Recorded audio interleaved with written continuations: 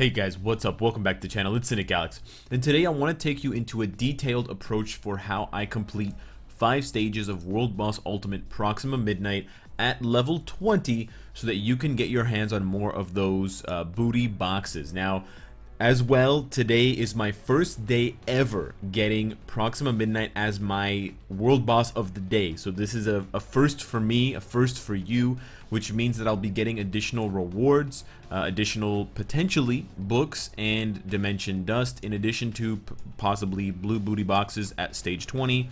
And then, of course, all the other regular rewards. Now, the reason why I also want to bring this up is because I did a video a few days ago where I talked about the fact that we can now get premium cards from the booty boxes. Well, I have another update to add to that. For those of you that aren't on Reddit, I made a Reddit post about this, but basically a few hours after I got that video done, and I was in bed kind of surfing my phone, looking through my chats and talking to my alliance members, one of my alliance members opened up another booty box and they got a CTP. They got a CTP of energy, which is insane. And so basically the best items in the game, premium cards, CTPs, which can cost you, because of bad luck, upwards of 10,000 crystals each, and you're not even controlling which one you get, can be gotten for free if you can play World Boss Ultimate well and you can play it at a high level. Presumably you can get these from the green boxes as well. I've heard some rumblings that they've dropped from the green boxes. I have not yet heard anything from the white boxes, but the blue ones are definitely confirmed for the 2 alliance members that I got confirmation from, for the premium Scarlet Witch card and now the premium obelisk, the CTP of energy. So this is insane news. So I wanted to take you on an in-depth approach to how I construct teams. You only need to make 5 of these teams, and they basically all follow the same formula.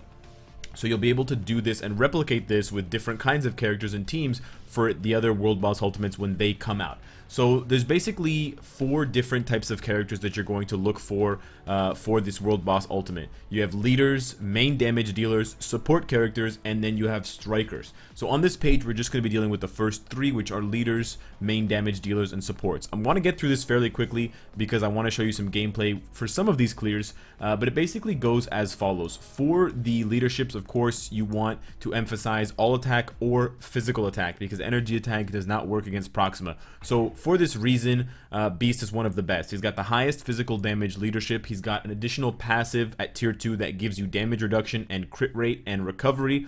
And the other biggest thing about Beast that also makes him a good support character is he has a passable buff on his 5th skill. So you open up the fight, you hit Beast's 5th skill, he roars, you switch, and you start unleashing hell on Proxima. So he's a fantastic leader. A bunch of other good leaders are Winter Soldier for the 30% physical attack, Warwolf, same as Beast, Apocalypse, Anti-Man, Gorgon, believe it or not, for the 45% physical attack. So you can use him despite the fact that he's tier 1, because he's just there for the leadership, a la someone like Ronin. And then Titania, Cyclops, and Thanos are the other ones that I would choose. You can even use Ronin, actually. The thing about Cyclops that is very interesting is with this uniform, he gets 35% all attack and 25% all defense. That is actually very good because it's just a flat bonus, and it's especially good with characters like Wolverine because he's so tanky.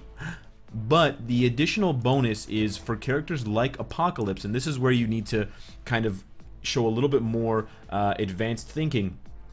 While Apocalypse is an energy damage dealing character, his primary stat is energy attack. His 4th skill, which is those giant Apocalypse fists, they deal physical damage rather than energy. And so that one skill of Apocalypse's deals massive damage with a damage proc to Proxima. And that's where Apocalypse comes in as actually a very good damage dealer against Proxima, just because of that one skill. So even though he's all energy, he has that physical advantage against Proxima with that skill.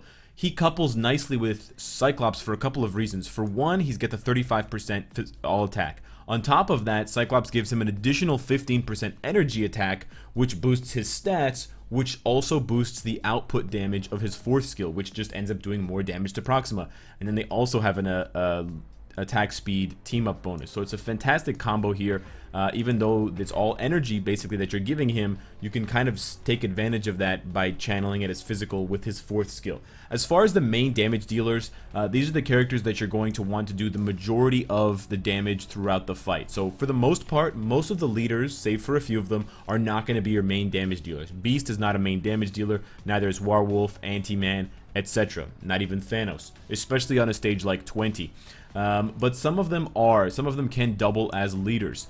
Keep in mind that if you are having problems completing stage 20 with 5 teams, you can always double dip and choose 2 main damage dealers, especially if they overlap into more than one area, like leaders and damage dealers, and then you can switch between them to maximize the damage and make sure you don't run out of time without, you know, putting all of your eggs into one basket. Because basically, if you construct a team like Beast, and then let's say your main damage dealer is Quicksilver, and then your support character is, I don't know, Coulson. You're basically putting all of your faith into Quicksilver. As soon as Quicksilver dies, as soon as you make a mistake with Quicksilver, it's over. So if you're having a lot of difficulty, if you have lag, if you have a bad device, whatever the case may be, you can try to bring in 2 damage dealers and instead of a support, or make sure that one of your support characters or your leader is also a damage dealer, a la Agent Venom, and then that way you always have a second chance or kind of a redo if the first one dies. Now, as far as the main damage dealer goes, I'll list them from the ones that I've used, and then at the end I'll list a couple that I'm not really sure about but are definitely possible. So of course Winter Soldier is amazing at this. Apocalypse is also very good for the reasons I've outlined, and he's also a leader, which kind of double dips.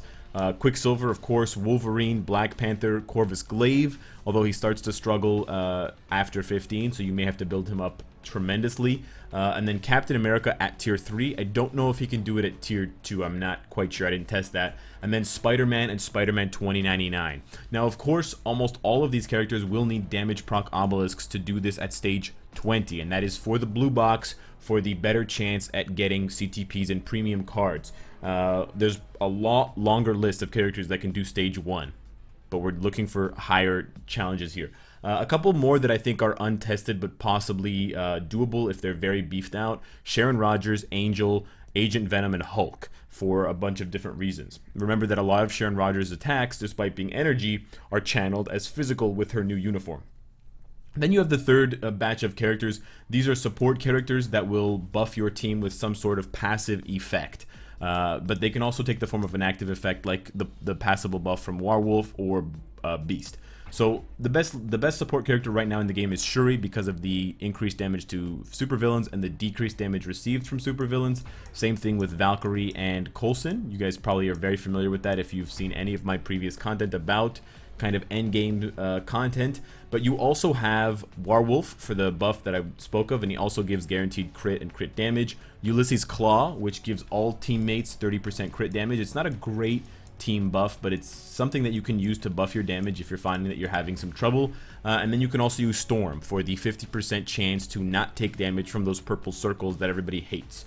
Finally, we have the Striker list. I'm going to go ahead and load up one of my favorite clears to do with these characters against this boss. It's going to be a Winter Soldier and Black Widow. Black Widow is just there for switching and some light damage, and then Groot is there to drop some heals for Winter Soldier. But now we have the Striker list. Traditionally, the best strikers for World Boss have been strikers that have this tag right here: increased damage dealt to supervillains by 10%. So normally you would just load up on 5 of these types of characters and you would just be done with it. However, I found that I have more success, or my damage is a little bit more consistent even when my main damage dealer dies, if I don't use just 5 of these. The reason being, Angel's damage is not that consistently good, and he has some energy attacks. Luna Snow is all energy, so they have low damage. She only has her 4th ability, which has the charm effect. And then Sharon Rogers, again, split between energy and physical attack, really not doing enough damage comparably. So strikers that I regularly use, of course, you guys know and love Anti-Venom. He's my #1 striker for World Boss Ultimate. But I also really like Captain America, preferably level 70. Doesn't have to be tier 2, but the level 70 really helps. Hulk with his Ragnarok uniform is also fantastic as a striker, I find. Punisher, he's all physical, so that really helps, but you do need his newest uniform to deal any damage, so if you don't have it, probably don't use him. You also do have Angel. I also do like to use Winter Soldier, although he's not here right now because he's level 70. He can use his 5th skill, which does massive damage, and he gives you guaranteed crit rate and crit damage, which is always useful. A few more that I'd like to list out. We have Captain America Sharon Rogers, Captain America, Luna Snow, Doctor Strange just for the time freeze, Blue Marvel, although he's all energy damage, he does have that increase to supervillains, and then Ancient One, Hyperion, and Ironheart. I put those last 4 at the bottom because they do the least amount of damage, but they are still the preferred type for the supervillain damage, and then Ancient One has the heal that she can drop from time to time, although it's much less helpful than Anti-Venom. Anti-Venom is far and away the much better striker than Ancient One is. So we're going to start it off. We just want to do as much damage as we can, and then honestly the best way, always save your co-op skill if you can to get yourself out of trouble, because you do have about a second or 2 of immunity. Just is like 100% non-pierceable immunity. I've never seen myself take damage at the beginning, oh dear, at the beginning of the animation for the co-op skill. During that animation, when Proxima goes up to the top, sometimes if you deal too much damage to her, she won't go all the way up to the top of the battlefield. She'll just go kind of part way. Don't attack her when you're doing that. If you do attack her, she won't take any damage. I've tested it before, and you may kind of hurt yourself, or you may take one of the spears accidentally from her. Another thing to keep in mind of is when you see the purple spears, or when you think that they're coming, just switch. That's my best advice for you. Switching, as you'll see when the purple spears finally drop and I have a chance to show you, switching actually resets the location of the purple spears for some reason. Oh no, don't take damage. Bucky, please. Okay, we should be good here. We're going to the last phase. For some reason, the purple spears reset their tracking on you when you switch characters. So that does buy you an additional moment or 2. And I believe, no, I skipped using my 4th skill. Oh, there we go. So we switch, and you can see there was a brief second, there was a window of time where the purple spheres, the little circles, they looked like they disappeared. And that's not a coincidence. That happens every single time that you switch. This is actually a really great time to switch for Winter Soldier because there's so many juicy heals everywhere. And he's back up at full health now. This is fantastic. The other thing you want to keep in mind of is... Oh, don't die. Oh, he's dead. Okay. We might be able to finish this because of the striker damage and because we still have a lot of time, but keeping... She's dead too. Okay. Darn. They both died. That's okay. We'll try with someone else. The other thing I wanted to mention was that there is, during this last phase, something that Proxima will do where you... And it's very reminiscent of her old world boss clear. You'll see a blue sphere going around the arena. First it's a spear, and then it turns into a circle, and then it goes into a spear, and it turns into a circle when it's turning. If that hits you, it will debuff you. So you do need to keep track of that and keep that in mind, because it does a lot of damage, but it also reduces your damage tremendously. And so if you're finding that after about 2 or 3 minutes of fighting, your damage suddenly drops off, the reason for that is actually you've probably been debuffed. So keep in mind to, or kind of make a habit of looking at the top left corner of the screen for your buffs. And if you see that a lot of them are gone, you probably got debuffed, and you're going to need to switch characters. By switching characters, you reset your buffs and your tier 2 passive and your leadership, and then you can go back to doing damage. The last one I want to show you here is with Apocalypse. This one is a little bit more interesting because all of Apocalypse's other skills, 5, 1, 2, and 3, do like basically no damage to Proxima, but his 5th skill is very good because the clones will take aggression for you. They'll take aggro, so she'll be spending time throwing spears at the 5th skill instead of at you. And then all of the damage, I missed the damage proc there, but all of the damage is going to come from his 4th skill. So sometimes when you miss the damage proc, like I just did there back to back, you won't see much damage. But when you hit it, especially when you have your Apocalypse built up, especially when you have, you know, I should have used Cyclops' leadership in hindsight. I used Apocalypse's, which is less energy attack. It's an all attack, all speed, all defense buff. It's worse than Cyclops'. I should have used Cyclops'. But anyways, one or the other, the damage is just tremendous when you get everything to land properly. You get at least a bar on stage 20, with my raid level, of course. You may be seeing different numbers based on your raid level and based on your build. Please don't die. Please don't die. I don't know what's going on with you today, Apocalypse. He runs really fast. That's the other advantage of someone like Apocalypse, is he moves around really fast, so it's very easy to reposition yourself should you find that Proxima is doing bad things to you. And I'm gonna die.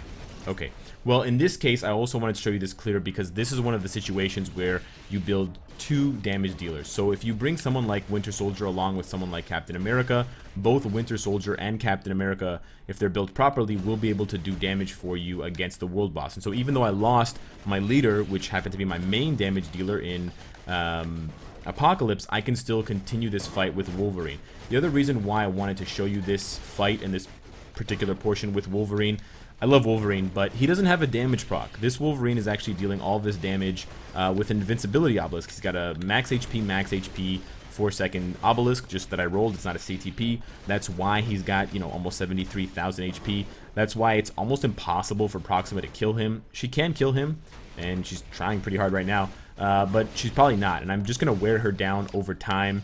And so I wanted to show you that even at stage 20, which might seem like a long way away for some of you guys, if you can build up enough raid level, if you have pretty good cards, I do have quite a bit of physical attack on my cards, but you can do it even without a damage proc, definitely without a CTP, with some of these, you know, more powerful characters, of course. Wolverine being a native tier 2, but definitely not even, you know, up to Quicksilver's level in terms of damage output. But he, oh jeez, but he gets it done given enough time and given me not goofing this up. I'm gonna use my co-op skill there. No, that was not what I wanted to do at all. Seeing a lot of spears right now. Brittany, is that you? Yeah, I mean, we just hit roughly the half-minute mark. I hate when she iframes. She has one iframe move, and it seems like she always does it when I'm doing my iframe skill, i.e. my 5th skill. But we're just grinding this one out, and of course it would go faster with, come on. So that one right there, that circle one is the one that's going to debuff you. It doesn't appear to have debuffed me this time. I think I still have my buffs. Yeah, the damage doesn't seem that much lower. But we may want to switch just in case. No, I think we're good, actually. I guess it doesn't debuff you all the time. I've been trying to confirm with some members of my chat what skill Proxima uses to debuff you. I've gotten some confirmation that it is the orb skill. Previously, I thought that it was the purple spear that's in a straight line. Why do spear and sphere have to have basically the same pronunciation? Did that really need to be the case for Proxima? But anyways, at any rate, if you do have a better idea, or if you have better proof of which skill Proxima uses to debuff you, I would love to know, because it's probably one of the harder things to notice, and I still have not figured out how to figure out, don't die, I still have not figured out how to figure out which of her skills she's using to take all my buffs away, and that's probably the most challenging part of a fight with characters like Wolverine, where I'm basically not fighting against the boss so much, I'm fighting against the timer. But in this situation as well, the strikers are doing tremendous work for me. Most of them have invincibility obelisks, save Angel and Captain America, so it's pretty well balanced. But that is a clear with we had a failed clear. Oh, I got some extra rewards. Awesome, I got a book, guys. Dope. That was an almost clear with one main damage dealer like Winter Soldier, and then a full clear with a damage dealer / leader in Apocalypse, plus a secondary damage dealer in Wolverine. In hindsight, would have gone by faster with Cyclops' leadership, but that's why we learn, and that's why we keep practicing. So let me know what you guys think of the list. Let me know if there's any characters that I've missed, or if there's anyone that I may be undervalued that you think is really good up to stage 20. Let me know if any of you have gotten some additional booty box prizes like Fully Awakened ISO or Mythic Uru. Subscribe if you enjoy the content and you want to support me. Hit the bell if you don't want to miss any of my content. And of course, if you like what you see, I hope to see you again tomorrow. Take care.